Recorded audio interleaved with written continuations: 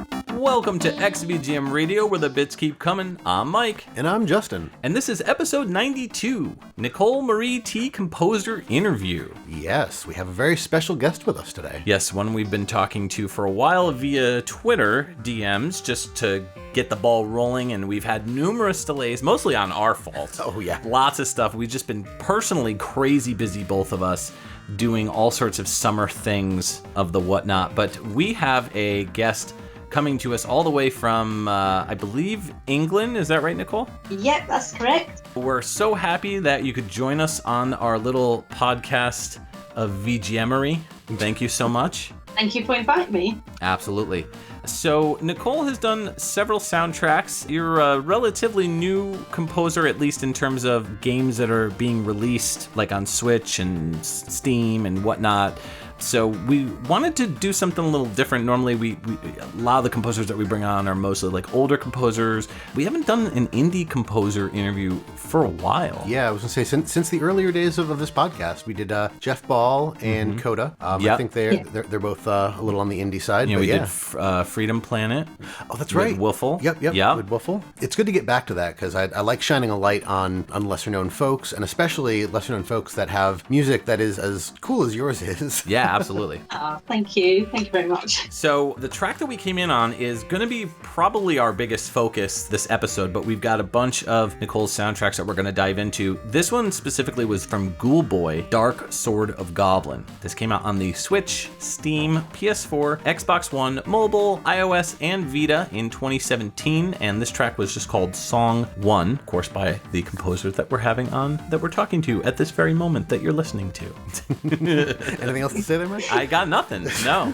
I really like this track, and this was my first introduction to the game because, you start up the game and this is the very first level that you're playing through. This is a very retro throwback, almost like a mix between, I'd say, like NES and Commodore 64. The background of the game itself gives me a vibe of Commodore 64. Everything's very dark. The brights are very bright, but the darks are very, very dark. You're talking about the visuals. Yeah, the visuals, okay. For sure, yeah. I thought you were talking about the audio, and I was like, I get more of a Genesis FM chip out of this, but for the visuals, yeah, sure. I think that this kind of brings that tone of the C64 kind of mixed in with the Genesis a little bit. Agreed, yeah. With the SID chip kind of mixed in. So I really like that style. Is that the style that you generally use for the most part pretty often? Or? Well, for that particular for Ghoulboy, it was discussed what kind of chip tune we were going to go for. Mm-hmm. So we did decide you're absolutely right about the Mega Drive. I was using a virtual instrument that imitates basically the FM sound of Mega Drive for Ghoulboy. So we were definitely going for that FM, retro, moody kind of feel for the music. Yeah, I can tell. Yeah. That's cool. Yeah. We always like to start off these types of episodes just getting to know you and getting to know your background in terms of video game music or just music in general. So could you tell us a little bit about your background experience with music? Did you start at a young age or are you relatively new to it? Just what's the story on Nicole? So, I've always loved music. since I was like very, very young. I think what kind of like ignited my passion for music when I got my first keyboard, like 7 years old. And my uncle bought me like this Casio keyboard, and I was obsessed with it. I couldn't put it down. I knew from then, I think, I wanted to have something to do with music. I didn't know what it was yet. Like in my early days, I was doing singing like as a hobby. Like I was dabbling in a bit of singing, I was doing a bit of karaoke here and there. If I enjoyed it. Like other people were leading me, like my friends and family were leading me into going that route. But I found there was something missing for me. Like I didn't have a passion for singing. I knew it wasn't it. That wasn't it. That wasn't my part. So I started. I went to college. I started to study for music production. That just came to my head. What about music production? I'm not really into that singing scene. How about music production? So I got into that, and it just felt like home to me. I knew that was it. That was a moment when I started to study music production. That was it. I just knew, just clicked as like, that's what I want to do with my life. What is it about the production aspect that you think really is it like the ingenuity of like creating or crafting, or more on the side of like making things sound really good, like that sort of thing? Yeah, I don't know what it was. It's just like when I started to produce, it was just getting, like your imagination, you're getting that down into audio, and that really fascinated me. I was thinking, that is something I can see myself doing like long term. I hadn't at that time discovered that I wanted to for games. That was just like my early days, just making the music. I didn't yet know what I wanted to do with music yet, but I knew that was what I loved. Like just straight away, I knew that's what it was leading up to. So after I studied, I got my qualifications for music production. I started to put my music out there online. So I came across a website called Pon5. I don't know if you guys have heard of it. It's like a stock website where you upload music for people to buy your music. Okay. Like royalty-free music. And I was posting that on social media. I started up a Twitter page, and I just started posting my music. And then an indie game developer DM'd me and said he liked my music and he was interested in me doing some music for his game, and that's where it all started. And I realised that is what I want to do, music for games. That's where, because I love games already as it is. So like I love music and games, so that combination, making music for games is like my dream. And I can't see myself doing anything else. Very cool. That's awesome. Question for you. I'm not sure if I'm just mixing terms up or when is there a difference between music composition and music production? I feel like there is in the industry, but do you use the like composition and production interchangeably, or is there a specific thing that you do that's specifically production? I suppose like the more correct term is music production. Okay. I'm being a music producer. Producing the music. It's all like virtually, on the keyboard. I use a program called Cubase. Okay. Oh yeah, yeah, we've heard of that one. Yeah. Guys heard of that? Yeah, and that's what I learned in my college days. I went to college to study, and it's been about like 15 years now I've been using it. Wow. It's like my favourite program. That's the one that, that's my go-to DAW program. So I did try Logic for a while. Oh yeah. I didn't really like walk to it as much as Cubase. Like Cubase just, for me, it just has everything. So that's what I stuck with. I still use that to this day. Awesome. Very cool, yeah. Well, we've got a lot of questions for you that we're going to get into. In just a minute, though, we're going to hear our next track from Nicole. This is my first pick. This is from a game called Robozarro, which came out on the Switch, the Steam. Yep. PS4, Xbox One in 2019. This track is called Processing Plant Main Boss.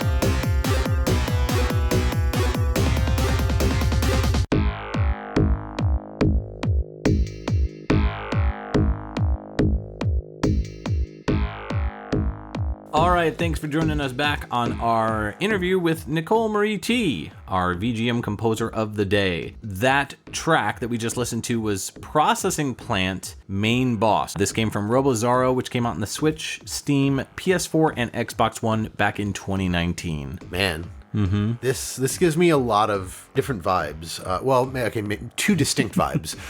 But there's a lot of cool stuff going on here. For one, that Sawtooth bass really brings me back to the Toaplan stuff. I feel like I talk about that every couple of episodes. We have a track that's just like, oh, this reminds me of some of that Toaplan stuff, or specifically Tekkipaki? That's the one. Yep. Tekkipaki was the game. Right. I can never remember the name. I think we only played Tekkipaki once. Yes. So, but it was really good. So yeah, that Sawtooth bass really gets me going for that. And then the other thing is, as it gets into the song, when you get past that initial intro, I'm going to reference to my other podcast, The Arcane Machine, with co-host Ed Wilson. This reminded me of a song called Spiritual Cramp by a band called Christian Death. I've heard of that band, I think. Pretty sure. This is cool because it takes what Ghoulboy did and kind of turns it on its head a little bit. I like that this track, it kind of builds as it goes. So it's like starting off at ground level, you get that boom, boom, sort of beat, and then it kind of layers in all the additional instruments slowly before it kind of takes us in a totally different direction halfway through the track. It kept me guessing the entire way through. I didn't expect it to go where it did, which is really cool, especially for a main boss theme. Like normally a boss theme, it's like da da da da da da da da da da, like that sort of energy, like high energy, like scary undertones. But this didn't have that. This felt more like a level that was building upon itself. It was really different and very unique. My guess would be that this boss gets harder as you beat him up or something. Gross. Jeez, dude. You walked right into that. I did. It hit me right in the nose. Right in the Robozarro. Oh, my Robozarros. But so sore and tender. But yeah, I mean, I would guess that this boss, starts out maybe not easy necessarily, but maybe he builds as you defeat him, or who knows. But like that's the sense that I get. Like as soon as you said that, I was like, oh man, I don't know because I haven't played it, but it'd be cool if that was the situation. Like it's just one of those bosses that like gets bigger or just gets harder to fight as the fight goes on. He's very busy processing his plant, if you will. Just the one. Yeah. So, what were some of your non-video game music influences in terms of musical genres, bands, composers, things like that? I would say I like a lot of different genres with different eras. So I can listen to anything that sounds good to me. I'll listen to, no matter what genre it is, because I appreciate all the eras of music, like 70s, 80s, 60s, and 2000s. And so I listen to like various different genres really. But my favourite, I would say, I love cinematic music, love orchestral, I love a bit of Hans Zimmer, John Williams. Yep. All that good stuff. So I can listen to that and just like. It's amazing to me. Cinematic music, I would say it's one of the hardest genres to make, in my opinion, because I've done myself some cinematic music. But when I listen to it and I listen to like the compositions and everything, I really like. I think it's outstanding, like what they do. Like Hans Zimmer especially, and John Williams. Those are like my top two composers when it comes to like orchestral, cinematic, that kind of music. That kind of music is it's special in a lot of ways because it's not just music being composed for like the sake of music, or whatever. Like it needs to fit the scene. It's generally like taking the emotion of a scene and then translating that into music to kind of bolster what's going on visually. Absolutely. So that's a not many people think about cinematic music in that respect. So it's interesting to hear somebody somebody that's my favorite and to talk about it like that because I agree. Oh yeah. Chiptune is obviously another big big genres of mine, but like as you say, it's like so you're saying like non-video based music, right? The video games based music. I would say, other than cinematic, underground. I love a lot of underground indie music. Like the instrumental stuff. Chill out. And there's this one particular radio station, Nordic Lord Radio. Just a big shout out to them guys because it's an amazing underground radio station. It's an online radio station. Okay. and they just play amazing music on there. That's one of the That's cool. radio stations. What's the name of it? Can you say it again? Nordic Lodge Radio. Nordic Lodge Radio. Okay, I'll have to check that out. Yeah. Awesome. They're really, really good. Yeah, you're not the first composer that we've talked to that said orchestral music, actually. Grant Kirkhope was another one. Really? Yeah, he mentioned that was a big inspiration. I mean, you know, obviously rock and heavy metal and stuff like that he was super into, but you know, of the rock genre. But yeah, that's one of the things that is interesting to me, that a lot of video game music composers mention specifically orchestral music, or like, you know, soundtracks, you know? Yeah. I think that has a lot to do with just the fact that it's so entwined with video game music in the sense that, Definitely. you know, especially nowadays with like AAA studios, they're, you know, a large chunk of their stuff is either that like electronic kind of like Inception kind of you know, kind of stuff mixed in with like dubstep and all that sort of stuff. But then you've also got the more orchestral side of things where, you know, game composers are trying to make these video game soundtracks much more in line with movies and films. Yeah, I think it was Hans Zimmer. Hans Zimmer did actually, I think he did a soundtrack for a game called Crisis 2. Yeah. So usually he does film music. Yeah, usually he does like music for films and that. But he did actually, you know, he's doing that as well as games. And that, I just find like that kind of talent, it's just amazing to me. So I really look up to him. Yeah. I gotta wonder how much in line the two mix in. Like if you're traditionally, like, you know, you're mentioning like Hans Zimmer, traditionally a movie or TV score soundtrack creator, how that shift over to video games, how much different it is. It's interesting because you've got a lot of cues and stuff that you have to set up for, like, I got an item, and you know, like the death noise or whatever, like that sort of thing, like, you know, continue, that sort of stuff. So I gotta wonder if they're used to recording that sort of thing, and if it's something as simple as, because they've been doing these like long film orchestral soundtracks for so long, that it gives them a conundrum where they're like, hey, wait a minute, okay, I'm not used to recording like a 3-second death noise, you know what I mean? Yeah. Interesting enough, Hans Zimmer also did the main theme for the Skylanders series. Oh wow, okay, didn't know that. Yeah, that's cool. It does. He's a very busy guy, isn't he? So doing quite a lot of stuff. Yeah, he's really talented. He's very, very talented, and him alongside John Williams. But as far as I know, I don't think John Williams has done that music for games, but he's still extremely talented. Mm-hmm.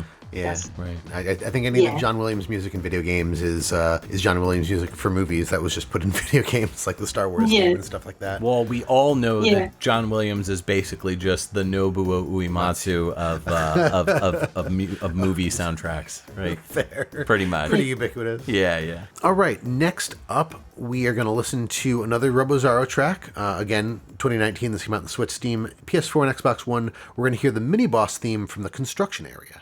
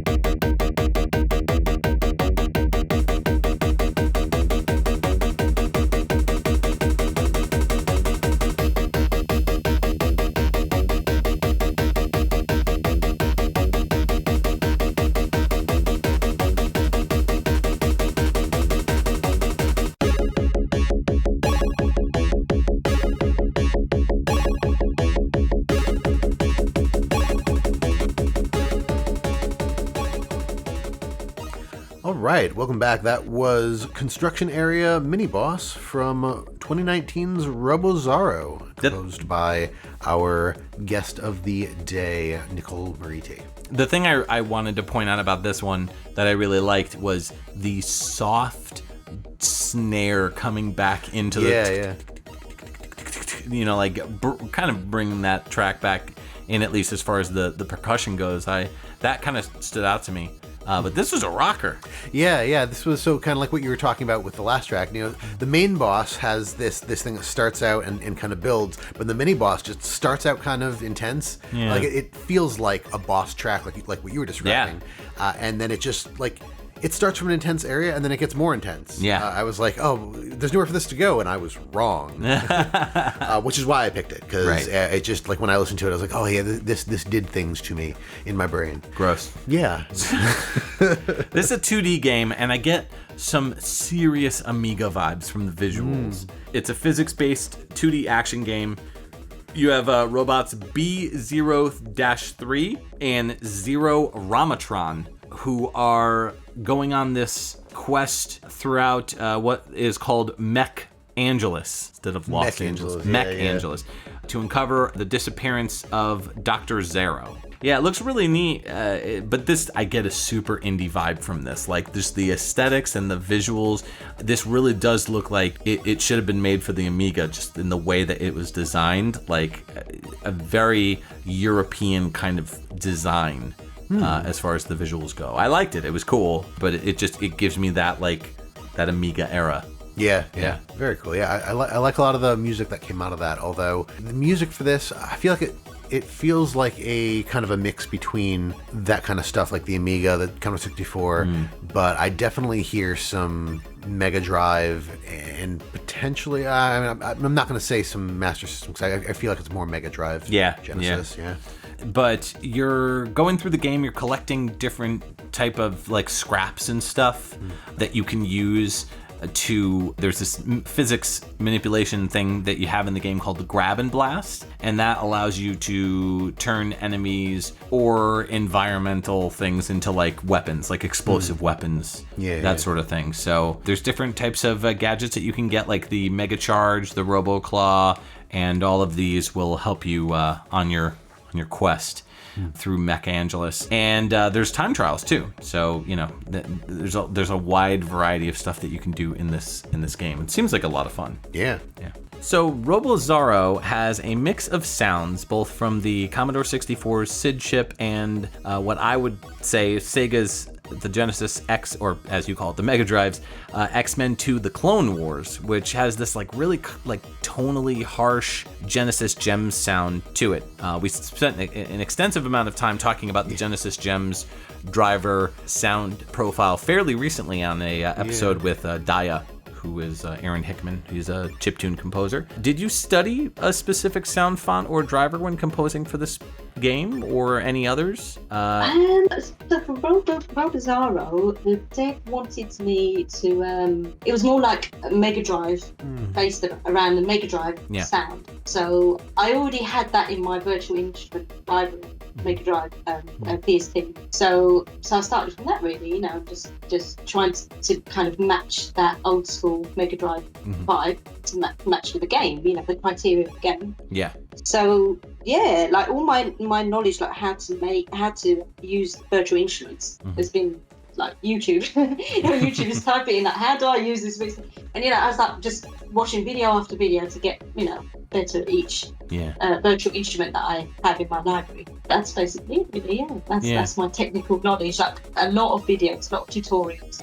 I would watch like day in, day out. Just keep watching the tutorial videos until I get like you know, better at making music with that particular stick. So yeah, but Robozarro was definitely the FM Mega Drive sound. Yeah, so we were going for. When I was listening to it, it really does kind of remind me of the X-Men 2 Clone Wars soundtrack by Kurt Harlan, and it's got this like kind of crunchy, but in a way like almost desolate kind of like sound to it. It's interesting because that's based on the Gems driver. So I'm wondering if the plugin that you looked up online that you found was designed specifically for gems, because it sounds like straight out of gems. It doesn't sound like anything that, you know, we've heard otherwise from non-gems based like a lot stuff. of the Japanese composers on the Mega Drive. Yeah, like, I mean, like, the Genesis is just such an interesting powerhouse of a system to record for FM. I mean, you've got, you know, the Matt Furnish, Sean Hollyworth sound style, which, you know, has its own slick presentation and sound to it. You've got the gem stuff, which we dove into a few episodes back, and then, you know, you've got the people who created the thing, the Japanese composers, who kind of led the pack. So it's always interesting to hear a Western composition that sounds like a Western composition, but at the same time, it really kind of brings out specific sounds that are designed from, you know, things like gems. I'm curious how that all came about, or that specific tutorial that you found to look up, if somehow it was pre-written as a patch to be for gems. That'd be interesting to find out. Yeah, the VST that I had I think it was primarily for the Mega Drive, but yeah, that was definitely that was the main focal point, like bits of sound, like the FM Mega Drive, and to make it sound like robotic, because the game is based around you're playing a robot, the main character is a robot, so I tried to imitate that kind of vibe music to make it sound more like robotic. So I hope I pulled that off.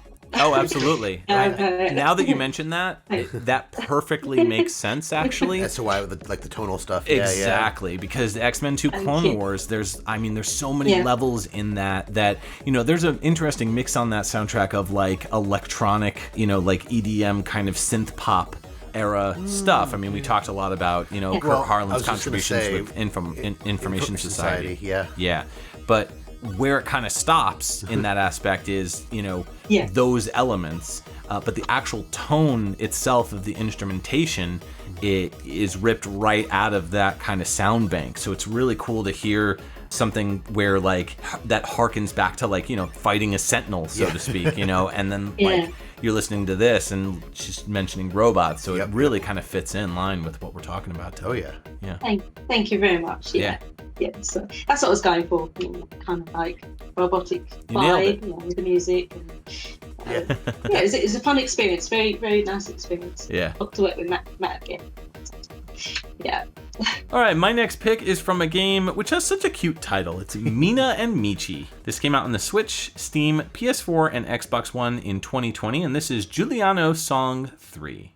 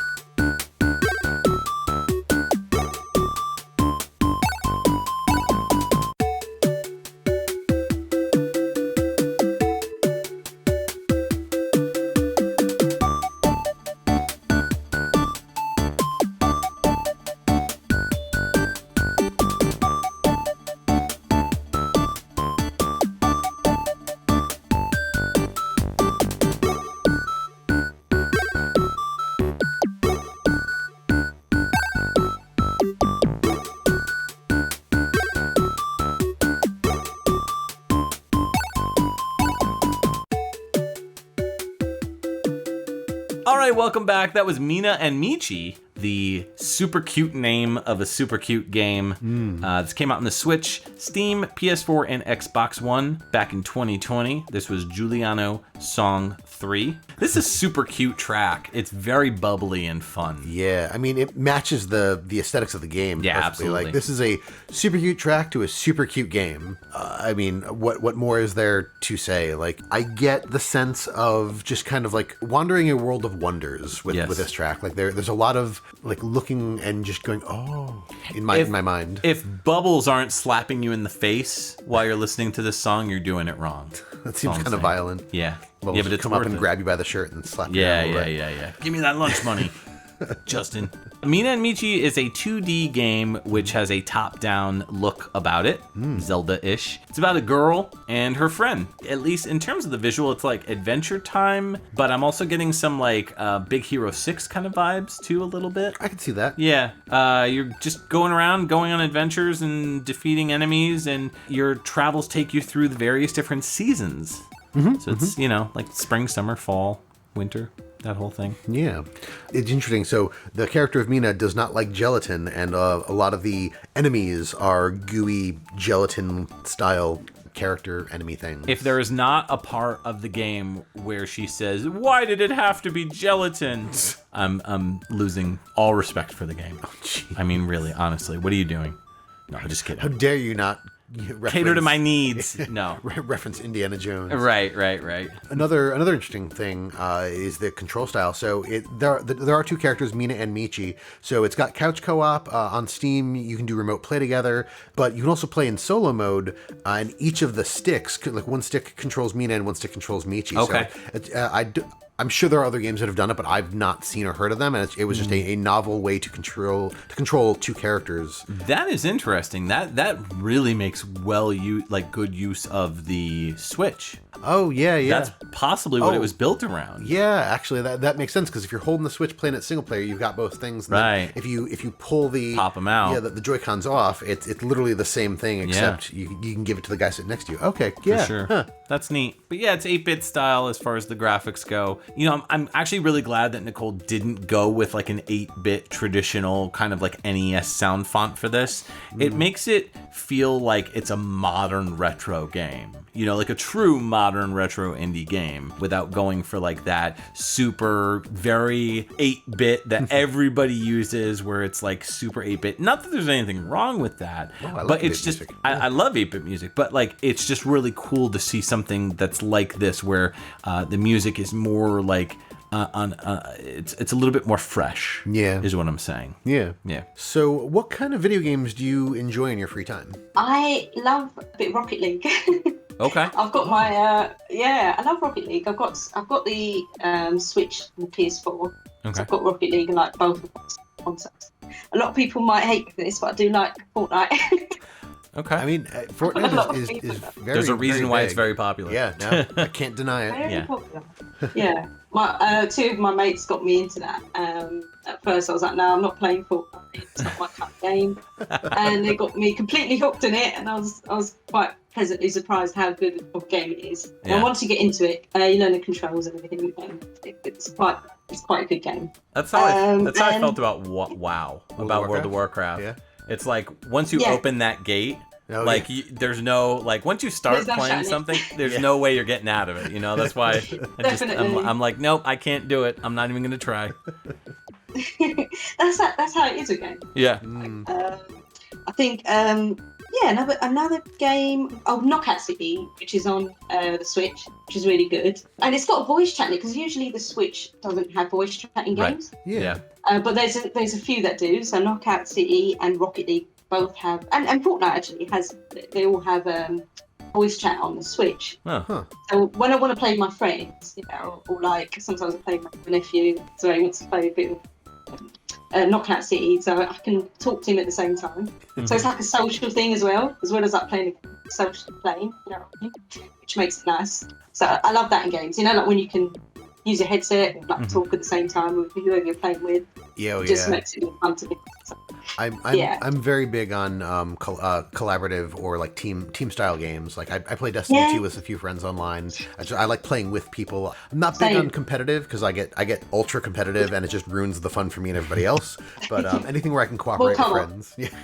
Yeah, co-op is definitely one of my favourite modes. Definitely. I'd say I'm more singular in that aspect. Yeah, I've always kind of been a single player gamer, and like I like multiplayer stuff if it's like couch stuff. I was gonna say, you do couch co-op pretty well. I'm way more into couch co-op. I just feel like the connection's there a little bit more. I don't mind playing people online, but like having like the headset and all that, it just kind of feels like a detachment for me personally. But I don't know. And it also kind of, in a way too, it gets in the way of the music too. So that's kind of like to me, because I'm like, okay, I need to focus on what they're telling me so that I can like help them in the game or whatever. But then I'm like, yeah, but this song is so good, you know? Yeah, that's true. Any classic games? Anything that would be considered retro that you're particularly fond of? Oh, I love a lot of retro games. Like Alex Kidd, definitely. That's my top one because that was my first video game I remember playing as a kid. It was built into my Master System, so I got a Master System console. That was the one that was built in. So they had Alex Kidd in Miracle, so that was built into the console, and that was the first ever game. So that brings a lot of like nostalgic memories for me. So I can play that anytime. Just feel like it just triggers that memory. Like it's great games. Yeah. When it comes to your games specifically, since you said you have a Switch, you have PS4, do you ever sit down and play the games that have the music that you created for them? And if you have, which one of them is your favorite? Oh, I would say Ghoulboy. I have actually downloaded the other games as well. Like I've done music for, but Ghoulboy is one of those have played it on Switch, and it's a great game. And I find like I can't like beat the game because I'm not as like good at it, as I like to be. But it's quite a hard game. It's a very hard game, but it's very well put together. Yeah, it starts off pretty easy, but then like as the levels go on, you're like, whoa, okay, it gets much harder. Yeah. That's the part I can't pass. The first few levels are fine. I'm like, I can do this. Yeah. Gets like progresses in the game, it gets much harder, but it's definitely an excellent game. Cool. They're like retro.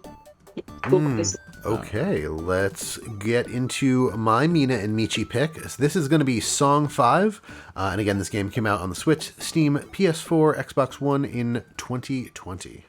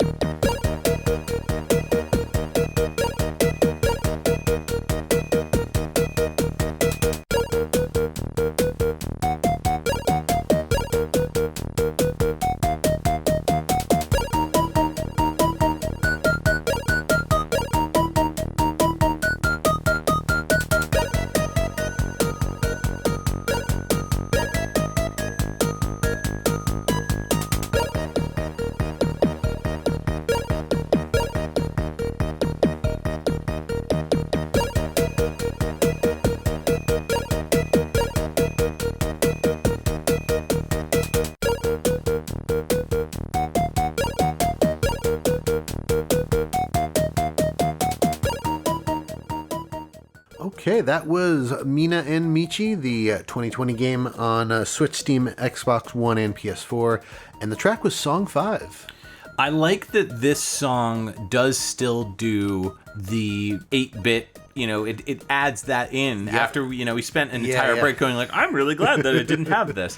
But like, I think this more like adds a specific flavor to the sound style that's already there. Yeah, because it doesn't feel like specifically 8-bit music. It feels like Nicole took the SID chip. Like I get some heavy C64, maybe Amiga vibes from like the main melody and stuff going on there, and then added some like 16-bit stuff underneath it. Like there's more than just your crunchy SID chip stuff going on here. I think that's what makes it a little bit more than the sum of its parts in my mind. Like, Yeah. you mentioned that the game itself is an 8-bit game, and it was funny because I was like, no, this is 16-bit. And I was looking at it, and it reminds me a lot of, like, Zelda, A Link to the Past. Yeah. But reading the actual description of the game, they specifically call out colorful 8-bit style graphics. And I went back and looked, and I was like, yeah, I guess they are using a limited color palette.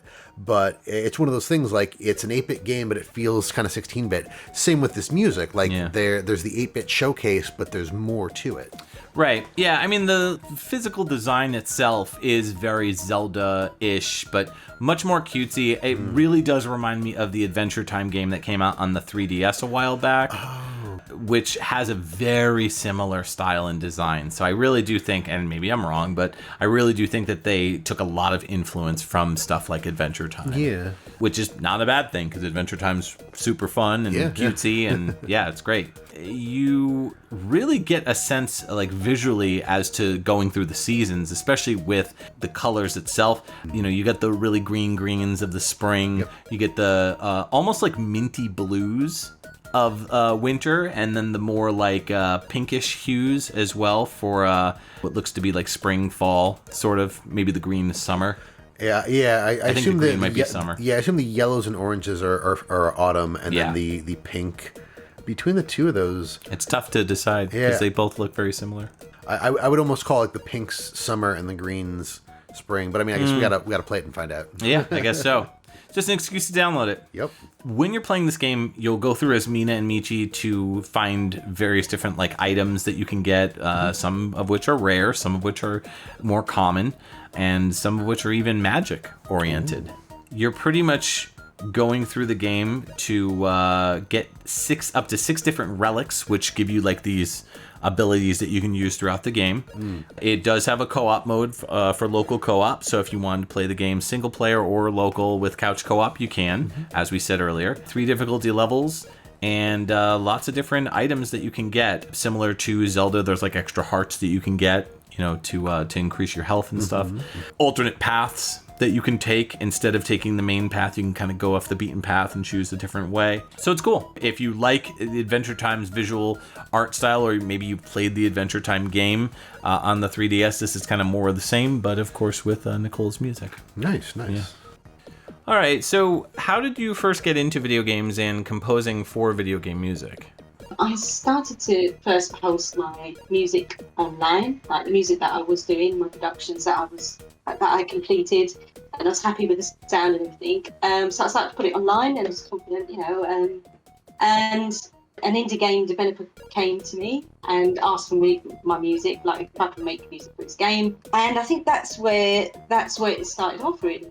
And I started to realise, this is something that I really, really enjoy doing. And from then on, I just stuck with it. And, I find it the most satisfying thing to make music for games, because I'm a gamer as well as loving music. You put those two together, you've got perfect combination. So, oh, absolutely, yeah. So yeah, I definitely. I'm more like a gamer than a film person. Watching films, I'm not that big on. But when it comes to games, I have more passion for that. So it makes more sense for me to delve into that rather than the film aspect, composing films, which is great and everything, but I don't see myself going that route. It's more like the gaming world here. I work with a lot of indie game developers, and it's just an amazing community of people. Did you after you got the first game, was it kind of a long break in between, or was it like once you started doing one, it was like potato chips, like you just can't stop, so you just kept It was like that. I think it was like a snowball effect. I think it started off like that, and the more consistent I was in posting my music online, the more communication I would have with indie game developers. They'll contact me, DM me. So I was just from that, it sparked that passion to keep like posting my music. I was thinking, this is something I really enjoy. So I started to get that. Once I had that passion, it's like I couldn't stop. Yeah. Like posting. I just kept posting my music. I was like, wow, I love the idea of like working with game developers and my music. And actually, when I first saw my credits in a game, that actually made me cry. I know it sounds really cheesy, But I was so like happy. Yeah. And that it just confirmed it for me. This is my passion. This is what I want to do. That's awesome. Yeah, that's a really cool feeling. Yeah. It's a very interesting thing to hear this, because most of the composers that we have spoken to in the past, they're either like already well established, like longtime composers who got in at the ground level of a lot of companies forming, like Rare, or like some of the, when we talked to Barry Leach, like that sort of stuff. But then you talk to a lot of indie composers, and I don't think we've really ever found out with a lot of them, like how they specifically got their music to these companies. Yeah. So this is an interesting idea of, she just put the music out online and just was consistent with releasing it, and then all of a sudden she started getting like, hey, this is a cool song, like, can I use it for my game? Like that's really neat. It's a different take on like trying to get your foot in the door for being a game composer. So it's cool that developers were like coming to you instead of like, I almost feel like in a lot of ways when it comes to content creation, you've got to really kind of reach out to people first and be like, hey, this is what I made. Do you like it? Do you want this music for your game? But in Nicole's circumstances, she's just like, hey, this is cool, like I'm just putting this out there for me or whatever, and people are like banging down her door to get access to it. It reminds me of when we had Grant Kirkhope and David Wise. Grant was talking about how before he got into Rare, he had sent like literally a cassette tape out to Rare or to somebody at Rare, like, hey, this is what I've done, right? And trying to get in with this one place, and it feels like it's almost the mirror image of that, where Nicole's putting the music out on like a royalty-free site, and then other people are saying are finding it and saying, oh, hey, I like what you've done. Yeah, come do this the music for this game for me, which is really cool to see that turnaround. I think that's also the magic of the internet too, because I mean, we're talking about composers from like 20, 30 years ago. Their only option was, hey, I need to send this out, But the magic of the internet, you could put anything up, and if people like it, they're going to come to you and come check out your stuff. So that's cool. Definitely. That's awesome. Yeah, that's the beauty of social media. Yep. It's a big world out there. Like when it's all in that place of social media, you meet a lot of amazing people in there. For sure. And so when that started to happen for me, I was like, wow, social media is a wonderful thing, because that's where, like especially Twitter, I think, where game devs hang out, like on Twitter, and that's, I started to use that as my first. I think that was actually my first like social media platform. I started on Twitter. Yeah. And then I worked my way to like Instagram after, but I built my portfolio. I was posting more on Twitter, and so that's it's quite amazing to see that unfold for me at the time. And, I was very pleasantly surprised. It was very nice. It was nice, like especially like first time like working with a game developer. And I just knew from that point that's definitely what I want to. That's my career path. Just making music for games. That's it. That's what I want to do. Yeah. Yeah. So you mentioned the Master System was your first system, and you got Alex Kidd with it and everything. After the Master System, where did you kind of go from there? Like, did you kind of stick with Sega, which I know a lot of like Europeans and people from England and everything. Like Sega was the big one for everybody. Yeah, definitely. Like that was like the Master System was kind of the gateway for a lot of people of our age that were getting into it. So did you stick with Sega, or did you move on to other consoles, like when PlayStation came out, or how did that come about? First it was like, I had actually a Mega Drive as well. And the same time. So like, it was like Masters, I think because Master System came out before. The Mega Drive, but I had like both of them, and then from Mega Drive, I did actually go to PlayStation. That was like one of the ones that I really enjoyed. The consoles, the PlayStation 1, the PlayStation 2, PlayStation 3. Even now I've got my PlayStation 4, so I'm a big PlayStation fan. Yeah. So from Sega, it actually went to Sony. Interesting. And was it like your parents were getting you the systems and the games and all that, or were you like saving up birthday present money, or? My parents actually got me the PlayStation, and my first game on it was Tomb Raider. Okay. Nice. That's cool. Yeah, on the PlayStation 1, and like we were all hooked on it. Like even Mum, like she couldn't stop playing it. It's like, yeah, like Tomb Raider. Like maybe a Tomb Raider. That must have been cool. Yeah. That must have been cool for you too, being not only from England, which Lara Croft is British, but at the same time, you're a girl, and like growing up, seeing that must have been like very inspiring too, because you're like, oh, there's this girl and she kicks ass, and she's from my neck of the woods, so to speak. So there's a lot of connection there. Yeah. But that's a huge part of like why I connected with the game more.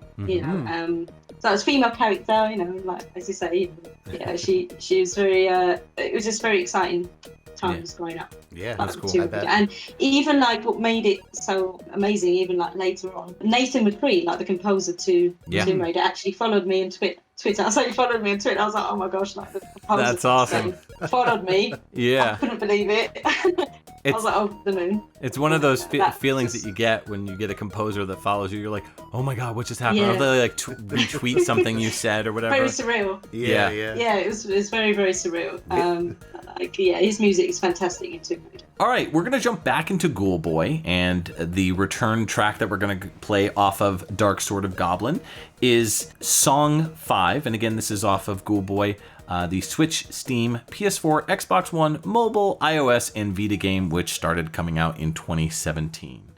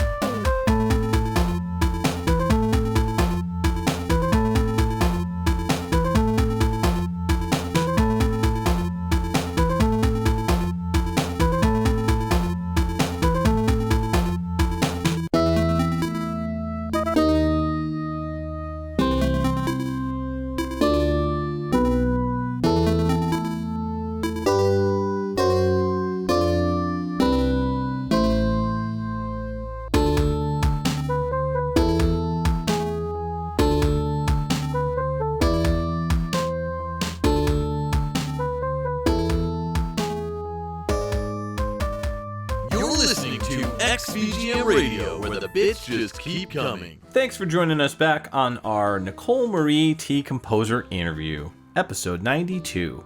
That was Ghoulboy, the Dark Sword of Goblin, and this came out on the Switch, Steam, PS4, Xbox One, mobile, iOS, and Vita in 2017. The song was called Song 5, and it was pretty good. What did you think about this? This is really cool. It's got like the ooky spooky vibes, which I was hoping for with a game called Ghoulboy Dark Sword of Goblin. You'll hear some more of that in my next pick, but I like the arpeggios that were going on. I really like how like staccato a lot of it was, because it adds to, like, it's not an empty track, but playing those notes staccato, not letting them ring out, adds to kind of the empty feeling of it, which just kind of compounds on like the creepy factor. Sound-wise, this is just such an interesting song because it's not quite Genesis and it's not quite C64, but the game itself gives me super C64 vibes. You know, it just looks like a Commodore 64 game. It's got that black background, almost like this whole entire thing was either done on like one of those like black pieces of paper sort of thing, as far as like how it was drawn out. The scratch, like where you scratch the paper instead of... Yeah, kind of, sort of. I mean, the colors themselves are very neon-esque in that aspect when you look at pictures of it or see it in motion. It's cool. I ended up downloading this one just to try it out, and it's really fun. It's kind of like a, you know, kid-ish version of like, you know, Ghosts and Goblins, or, you know, Castlevania, or any of those type of, you know, Astyanax or Rastan Saga, you know, all those like barbarian style games. What's wild is that the picture of the character for Ghoulboy, the screen itself for like if you were going to go like download the game, looks like very anime influenced. Oh yeah. But the game itself, when you play it, is very Western. I get a very Western vibe from it. Agreed. It actually reminds me, so there are certain bits of it that remind me of Dark Castle and Return to Dark Castle. Yes. I mean, way back. Specifically, I mean, people probably know it from the Genesis, potentially from Angry Video Game Nerd's scathing review of it. But I mean, I played these games on a Mac, you know, on a computer instead of a, you know, with a controller, and they were much more fun. But especially like Return to Dark Castle was in color. Dark Castle was just black and white. I think they colorized it later, but there are certain things about like your HUD that remind me of it, and there are certain parts about some of the levels and some of the layouts that I'm just like, oh, I really like that aesthetic. Yeah, the font too. The font is very Commodore 64-ish. Just the whole vibe and style of the game, it just really reminds me and gives me a throwback to like Commodore 64, Amiga. It is a very like European style game from the design itself. So it's I really like it, but it still plays really tight. I mean, the controls are very good. It's a fun little game. So is there a specific composer that you'd like to work with whom you haven't had the opportunity to? And if so, who would that be? Specifically talking like video games. I would say one of my bestest friends from college, actually, because he's just starting out doing music for games. And recently he actually had a track that he worked with a game developer, and that was very recent, and he's just very talented. So like a big shout out to Aaron Wilson.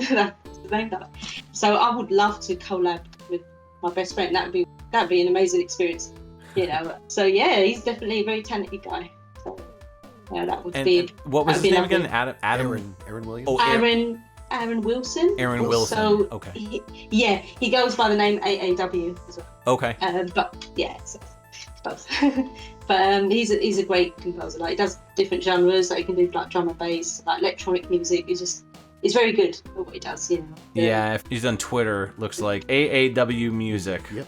That's the one. Yep. Yeah. So if you're listening and you want to find out who he is, you can go to @AAW Music, and he has a Wix site for his music and some YouTube stuff, looks like. So there you go. Nice. Yeah. Cool. Appreciate that shout out. Yeah. And there's another composer as well I'd like to give a shout out to. Is one of my other best friends, Markovich. He makes like drum and bass music. So like I met them like in college, my college days, and like we've been best friends for like 15 years now. So I love like talking about music. And they're just very talented. So like, if I did have to, if I did want, in the future want to collab, it would definitely be with Mark and Aaron, definitely. Right. Aside from the obvious, So, which is Nathan McCree. Oh yeah. That'd be like a dream come true. Yeah, for sure. Very good composer. Very good. All of them very talented. Yeah. All right, let's move into your next pick, which is another Ghoulboy song. Yeah, we got a little bit of a Ghoulboy block here. We've been playing 2 tracks from specific games. We're gonna do 3 on Ghoulboy, but number 2 is gonna be Song 10. And so this came out on the Switch, Steam, PS4, Xbox One, mobile, iOS, and Vita in 2017.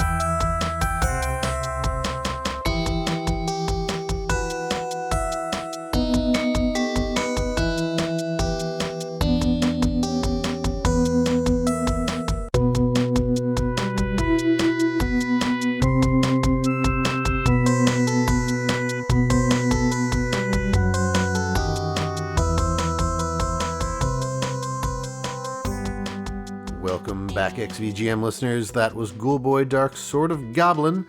Came out in 2017 on a whole bunch of stuff, and that was Song 10. Man, this really threw me back to the days of listening to electro back in like my early college days, when that was like basically all I was listening to was like 80s electro music, which is basically like hip hop meets electronic music of like Kraftwerk, like that type of stuff. Africa Mabata is a good example. There's a part in the song that's like dee dee dee dee dee dee dee dee, and it's like the notes are identical to a part in a song by Nucleus called Let's Jam. There's a part like maybe like a minute and a half in or so where it literally goes dee dee dee dee dee dee dee, and I was like, whoa, wait a minute, I've heard that before. So I had to go back and listen to it, and like, I don't know, would you say it was pretty spot on? Yeah, I mean, the tempo was different, but it's a little faster, I think. Yeah, the progression was there, and I'm glad you played it, because I was like, when you were going to reference something, my first instinct was like a jewelry commercial, like there's da da da da da da da da It's a very old like classical song. I was gonna say I do not remember that commercial. I'll find it. You'll have to find it. But and you were just like, no, this is this electro song. This obscure '80s electro track. Yeah. And then when you played it, I was like, oh wow, yeah, that is spot on. So it'd be interesting to know if that is actually a reference or Doubtful. No, I'm just the weird old curmudgeon that that picked up on that. So purely coincidental. Cool song. Otherwise, just like I feel like this one's a little different than some of the other ones that we've been listening to in regards to Ghoulboy. It feels a lot less video gamey in that aspect. I don't know. Maybe it's just because of that nucleus bit that really kind of honed into my ears. I heard a lot of chip noises in this. For in sure. This track, so it definitely felt video gamey to me. Yeah, I'm not saying it doesn't sound like. I guess to clarify, what I mean by that is the type of composition itself, gotcha. not the sound style. Yeah, sound style is obviously video game oriented. Yeah. Gotcha. Yeah, but I mean, this one also adds to the just the dark feel. That was the main reason that I picked this one. Is I like dark underground music, which is why I have that other podcast, and this really kind of felt like it would fit in as like a longer composition or something bigger on that level. I really do feel like this has a lot in common with Astyanax. Graphically, no, definitely not. Astyanax is a very Japanese style, but you get 3 different weapons in this game: a small sword, a big sword, and a mace that you can use. There's also throwable weapons, one of which is like a shuriken boomerang type thing, and the other I think like a dagger, if I remember, or something along the lines of that, like where it just like, oh no, I think it's arrows. Because what you could do is you could shoot arrows into the wall and then jump on those arrows to climb cool. platforms. Yeah. There's 4 bosses in the game. There's all different puzzles and stuff that you will come across, and but the game itself has those puzzle elements in terms of platforming. Like, how am I going to get to that spot? And so you have to kind of try to figure it out. But there's all different like money and stuff that you can collect. I'm not quite sure what the money's for yet. I think it's for a store, like an in-game store that you can like access like different weapons and different like pickups and stuff like that, if I recall, or maybe like health advancements. Or I was gonna say like I think it's a health refills and boost stuff. I think I'm trying to remember. I played maybe like 3 levels in, and I just can't remember a store off the top of my head, but I'm pretty sure there's something like that in there. Yeah. We talked a little bit about Ghoulboy in the intro, but I figured I'd ask, when you were working on Ghoulboy's soundtrack, what was that process like? How was it working with the developer on that? It was fantastic. We had great communication. I love working with Sirkin, and we did discuss, like further down the line, to basically work together again. If a sequel came to Ghoulboy, Ghoulboy 2 or something, it was discussed. I would love to work with him. It's great developer, very talented. And it was just very smooth. The process was very smooth, good communication. We're bouncing ideas off each other, and just got the work done, very quite easily. So it was a great experience. Very good experience. Awesome. Nice. Yeah. All right, let's move into our final Ghoulboy track. This is song 2 from, again, Ghoulboy, Dark Sword of Goblin, the Switch, Steam, PS4, Xbox One, mobile, iOS, and Vita game from 2017.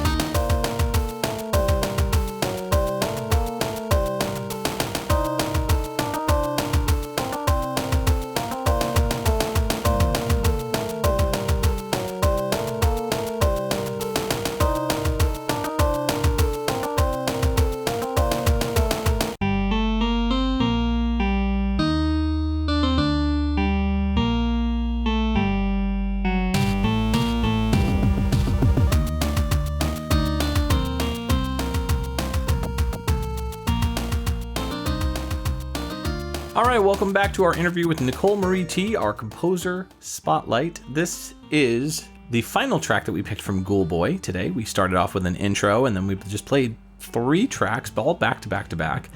Dark Sword of Goblin is the subtitle on this game, though if you search for it, it's just called Ghoulboy. You can get it currently on the Switch for $1.99. It's on sale. Nice. So go grab it. No, Justin, seriously, go grab it. I will. Switch, Steam, PS4, Xbox One, mobile, iOS, and Vita, all in 2017 or afterwards. Song 2 was the name of that song, and I really dig this one. I will say that this one, of all the songs that we've played from Ghoulboy specifically, really kind of stood out the most to me.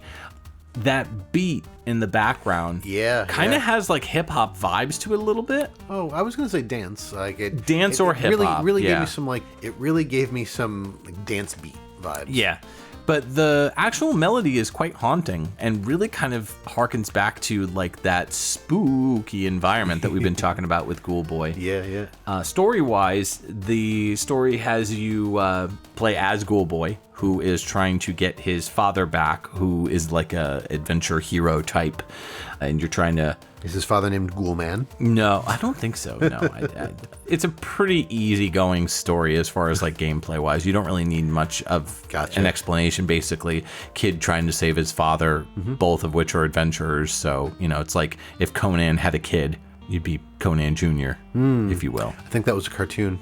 Conan Jr.? I think you're thinking of James Bond Jr. You could be right. So you've composed music for a fan game for Alex Kidd. You mentioned earlier that Alex Kidd was one of the first games that you played on the Mega Drive. So was that like a dream project for you? It was definitely a dream project for me. I was actually over the moon when they contacted me. Like the game dev contacted me to make music for a fan base at its kick. I was on board straight away, because I've got a very soft spot, for Alex Kidd. So I want to stick with that, I really love making music for... I actually used a tracker for the Alex Kidd game to make the music because it had to be compatible with the Master System. Right. So I had to use a completely different music program for that. So the first one was for Alex Kidd 2. That was the first fan-based Alex Kidd game I made music for. And it was the first time using a tracker. Yeah, so I learned that as I was making that soundtrack for Alex Kidd 2. That was my first time, using a tracker. Yeah. And it was just amazing experience. And then I went on to Alex Kidd 3, which was with a different developer. Yes, I use another tracker for that.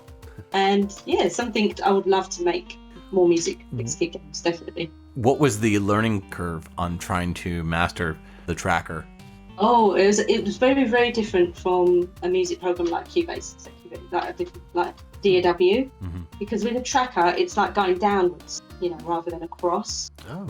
And there's a lot of it's more like mathematical kind of thing, like got values, got to type it in, it's more like that rather than like with a DAW, you just input it on your keyboard and record, and that's that. So the tracker was slightly more harder to learn at first, but once you get the grasp of it, it's just like with any program. Once the more you do it, it becomes easier.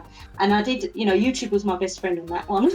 Learning, I was just typing in YouTube tutorials for that program. Right. That's how I learned how to use trackers. Yeah, I still use it to this day, if needed. Right. I would use a tracker. Yeah. And that's for FM, or is it like PSG? Yeah, there's this program called Deformas, which has different modules for depending on what console you want to port it to. Right. So if it's Master System or Mega Drive, or the NES, so it has you can choose basically in the program what module you want to export it to, basically, and it does it in VGM format, and then that will work for that console. So say they wanted to put it in a cartridge for a game, and then that will be compatible. For the Alex Kidd, did you go with the FM or did you go with the PSG? I went with the one I grew up with, which was the PSG, but I do have the FM as well. I have listened to FM Master System. Yeah. Was that a trip to hear that for the first time when you heard FM through a Master System? Were you kind of blown away? I know I was. I was like, wait, what? Yeah. It can do what? I didn't even know there was such a thing. Before I found that out, there was an FM master system sound chip. So like when I listened to, I think it was YouTube, I came across that, and I was like, wow, they actually did FM on the master system. I was completely like, ignorant to that. Yeah. So when I came across it, I was like, that's amazing. But I love both. I love the FM and PS3. I can't say one is better than the other. Mm-hmm. They're both great in their own ways. Yeah. So. All right, let's move into your next pick. What do you got for us? All right, so we're going to change gears to a different game called Never Grind Online. This is available on Switch, Steam, PS4, Xbox One, and it came out this year in 2022. This is going to be the boss theme.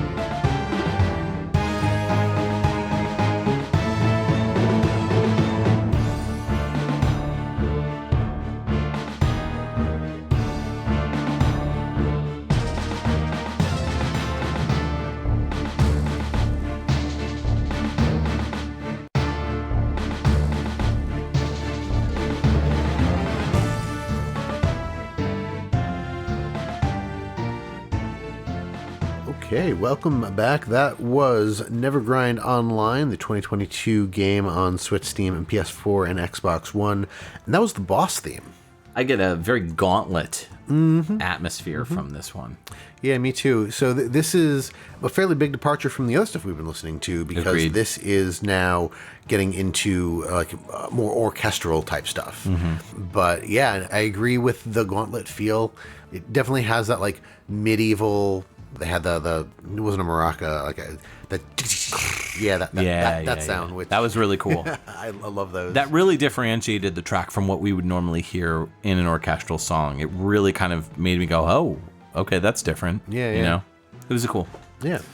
This is the world's first online multiplayer first-person dungeon crawler RPG with real-time combat. That is directly from the Steam store saying that.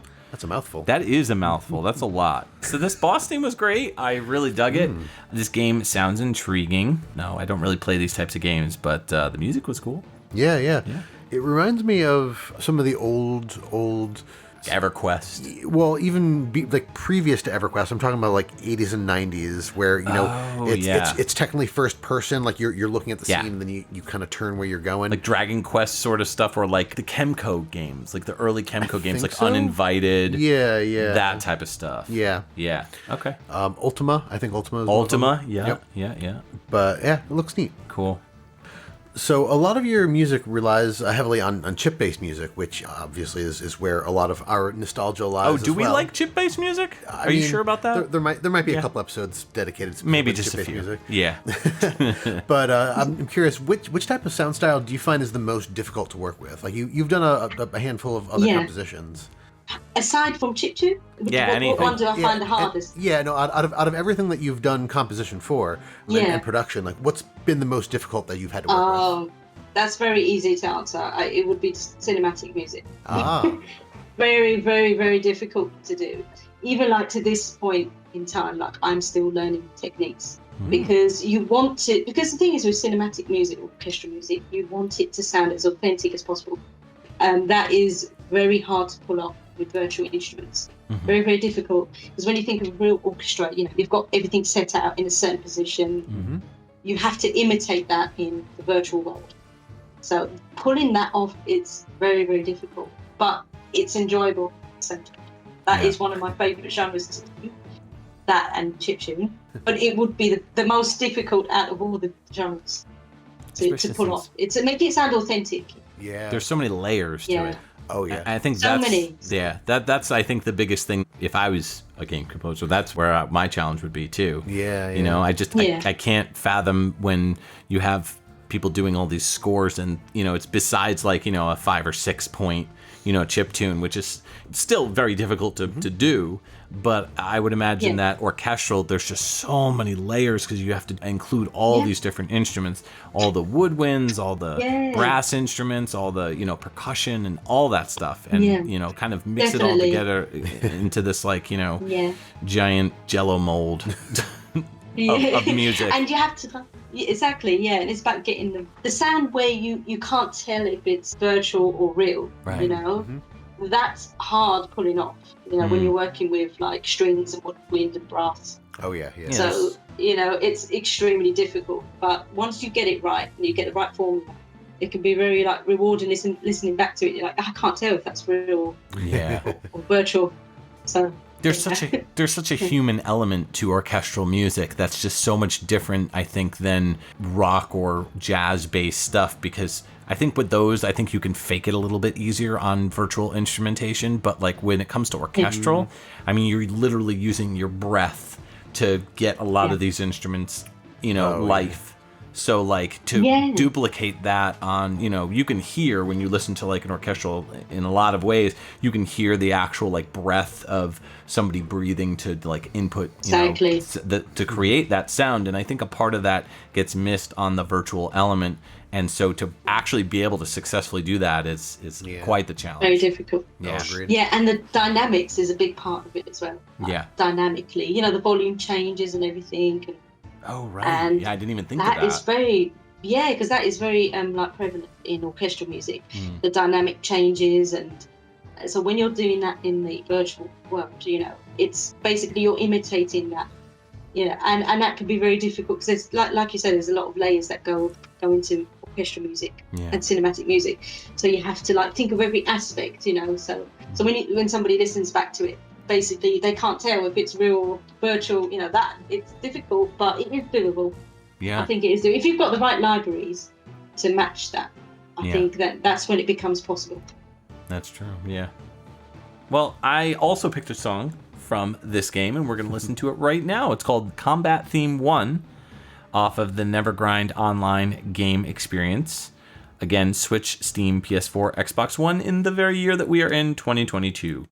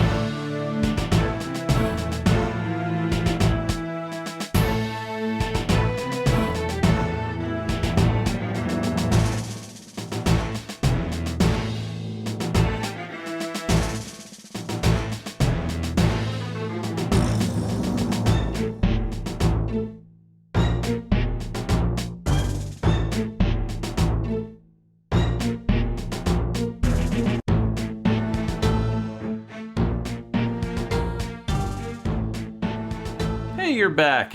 That was Never Grind Online's Combat Theme 1 from the 2022 release of the Switch, Steam, PS4, and Xbox One game that we're talking about right now. This is pretty cool. This is a very militaristic kind of those drums. thing. Yeah, you got those drums and those snares, very marchy. Yeah. It makes sense for combat. Not quite as like... So we've heard like the boss themes and mini boss themes and stuff like that earlier, and those are like super high energy, but this one isn't quite high energy. And the reason for that, I feel like, is because of the style of game where you have this MMORPG that's being played kind of at first person. So rather than, an action game where you have just a lot of like this kind of frenetic music, you have something that's a little bit more focused and allows you, because it's not like a classic RPG where it's turn-based battles. It looks like it's real time. So with you and the other people in your party, you need to not be distracted by the music and make your decisions and get your spells cast, your sword hits in and stuff like that. Yeah, I still feel like it's smooth enough that you can do all that without being too distracted by the music. The music is definitely still fitting in good as a background thing. And it definitely captures the thinking. Words. No. The idea of thinking about what it is that you're going to do in the game before you do it. The planning. That's that's the vibe that I get, is a planning environment. Like, I need to figure out how I'm going to walk away from this part of the game with my life. That sort of thing. Fair. Yeah. So when it comes to choosing to write music, are you more interested in being guided towards the style that the developer wants you to compose in, or do you prefer to kind of like get a feel for it and figure it out yourself? I would say a bit both, really. Like, I would ask first for the developer, like what he is interested in making it sound like. Like if he or she send me a reference track, like an audible reference from like maybe YouTube or something, so that I can get a feel of what genre I should be going for, what vibe, musically, and just see how that works really at the end of it, like put it in the game. And if I feel like it doesn't work or anything, I can have that input later on. So usually at the beginning, it's more guided towards what the developer is wanting. And, then I can have my input later and just discuss, if we want anything changed. So I like that kind of like, what's best for the game, really. What's best for the game, we both have discussion on that, which is great. Would you say that that's what you prefer, having the developer kind of go like, this is what I'm looking for? Or if you had an opportunity to be like, here's something I've created, this is what I want the soundtrack to this game to sound like. Do you think that might be a good idea too?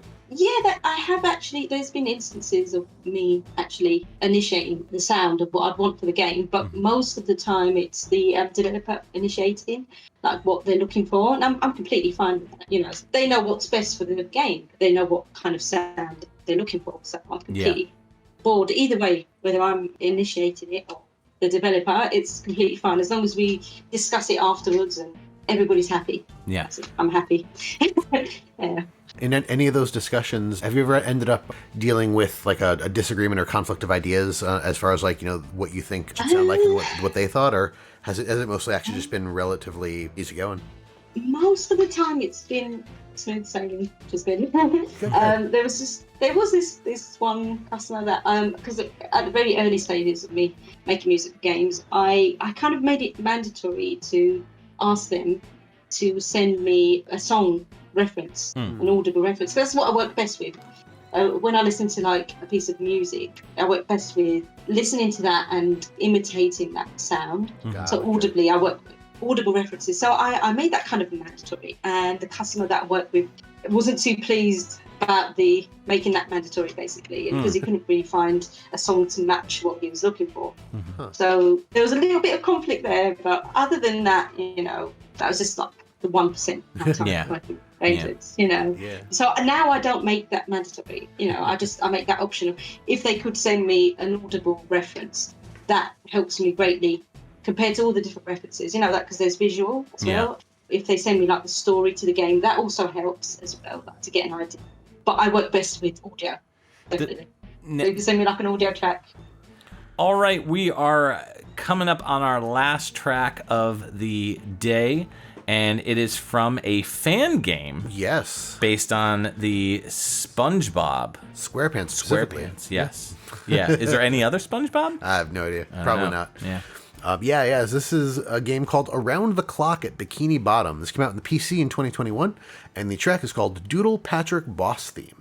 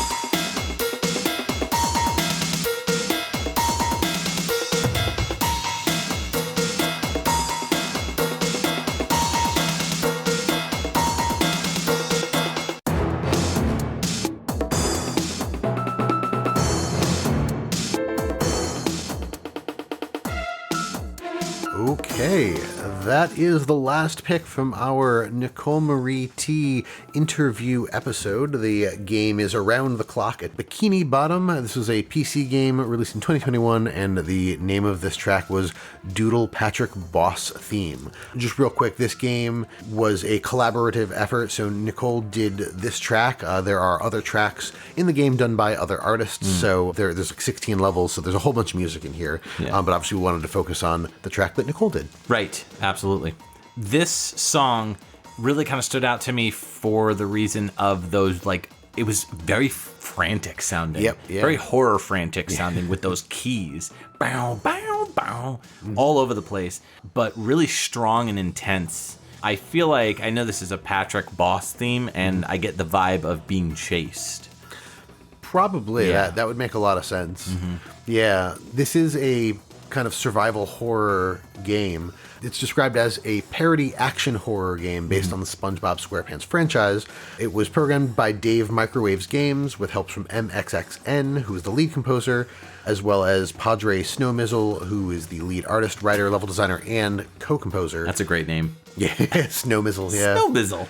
Other composers include, obviously, Nicole Marie T. Epilogue did a track, and a number of others. Cool. So, yeah, the game itself is 16 plus levels, they say, and it seems fairly interesting. Like I said, it's a fan game, so this is not an officially licensed SpongeBob game, but it looks like the story is that Bikini Bottom is overrun by jellyfish. They call them Jellians, Jellien, and they are creating evil clones that are doing all sorts of horrible things, and you play as SpongeBob, Patrick, Squidward, and Mr. Krabs to eradicate this invasion and get things back to normal.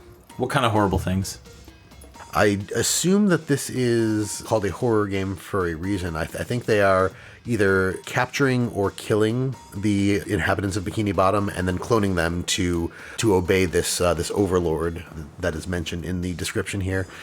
To what end, I don't know. You have to play the game to find out what's going on. But there are some creepy recreations of scenes and locations from the SpongeBob SquarePants show. I see this one, it appears to be SpongeBob laying comatose on top of either a really badly made clone or just something that looks like SpongeBob, but just like the eyes are like hollow and the mouth is huge and kind of like dripping. And okay, it looks so it's like creepy. It's like if you've ever been on like 4chan back in the day, all those like really super creepy SpongeBob pictures. Yeah, like that maybe. Yeah. Very, very possible. Yeah. Regarding the Bikini Bottom track, what was it like working on a fan game of a licensed series like this? Did you have a personal connection to that in any way?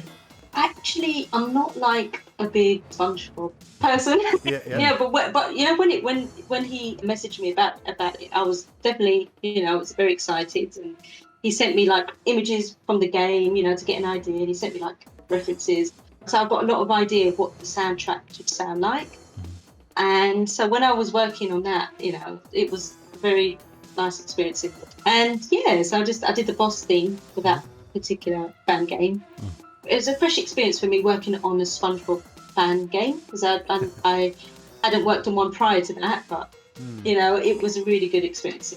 I loved it. So earlier we talked a little bit about what kind of like a dream project would you work on, like for like video game based games, like Castlevania, Mega Man, like that sort of stuff, Final Fantasy, et cetera, et cetera.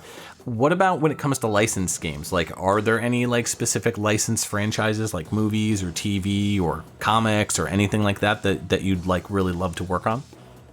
I'm not sure. Maybe something like Tomb Raider is like my top one. I think that's one of the franchises I would love to work on.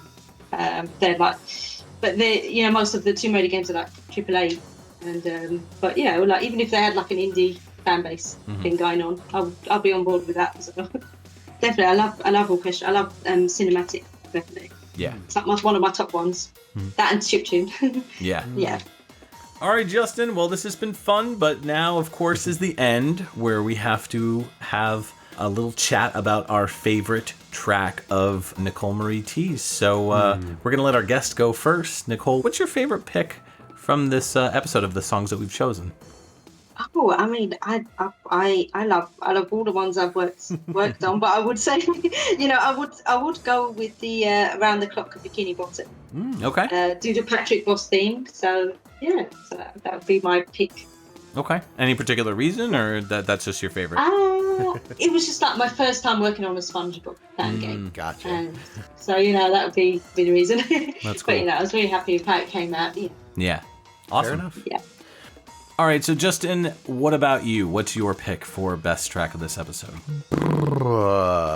I am torn. I think I really liked the song 2, not by Blur, but by Nicole Marie T from Ghoulboy. Okay. That one really struck my fancy this evening. I was gonna pick that one too. Then pick it, or pick something that you didn't pick. I'm gonna say the Robozarro track was really good. Which one? Processing Plant Main yes. Boss. That one was really good too. That was actually my second pick. So. Yeah.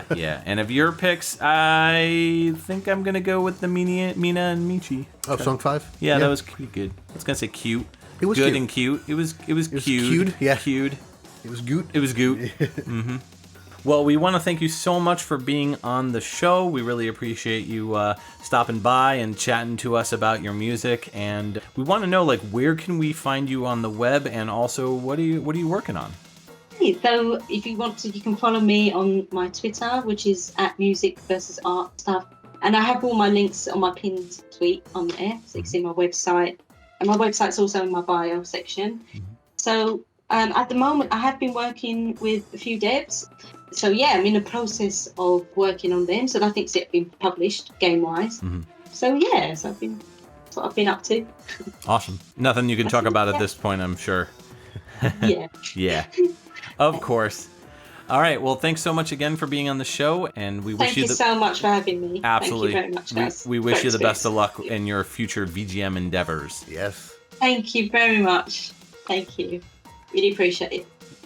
So we'd like to take a moment to thank our Patreon patrons, without whom this show's continued improvement would be impossible. They are Alex Messenger, Cam Worma, Chris Hart, Jordan and Anson Davis, Rage Cage, Kung Fu Carlito of the Heroes 3 podcast, Scott McElhone, Chris Myers, Scott Brackett, Brad Austin, Chris Murray, Llama Adam, Marcus Stewart, Nick Davis, and Ryan McPherson. If you would like to become a patron, you can sign up at patreon.com/xvgmradio. There you can see the different tiers as well. Just $1 gets you a thank you at the end of the show and access to our monthly live shows. You can visit our website, xvgmradio.com, where you can listen to all the episodes and learn more about your hosts, as well as any of our guests or composers that we've had on the show. If you'd like to reach out to us, you can always email us at xvgmradio@gmail.com. If you've liked what you've heard, please consider giving us a review on iTunes. You can join our Facebook group and chat with other VGM lovers at facebook.com/groups/xvgmradio, where we talk about everything from current game news to sharing awesome VGM tracks or just talking about the podcast itself. You can also find us on Twitter and Instagram. Our handle on both of those sites is at XVGMradio. If you don't have any other social media or just want to try something unique, check us out on our Discord group chat. Links will be in the show notes. All right, in 1 month, we are coming back in September with a guest. We are. Yeah. Super excited about this one, as is our guest. Yeah. So we're going to be doing a showcase on X-Men games with Kung Fu Carlito of the Heroes 3 podcast. We've been talking about this one for a while. I think you reached out to him months ago to ask if he was interested, and he was like, yeah, and then we just kind of dropped the ball. What happened was we had a conversation on the XVGM Discord. Oh, that's what it was. And it was like, we just started talking about comic books and X-Men specifically, and we both realized, oh, wow, we're huge X-Men fans. Like, I mean... So that kind of spun into, we should do an X-Men episode. And he was like, that'd be awesome. And in the back of our heads, we were like, we have to get him on this show. That is how we're going to do it. So, yeah, we're excited to talk about some X-Men with Carlito from the Heroes 3 podcast. Stay tuned for that in September. This is Mike. And Justin. Signing off for XVGM Radio.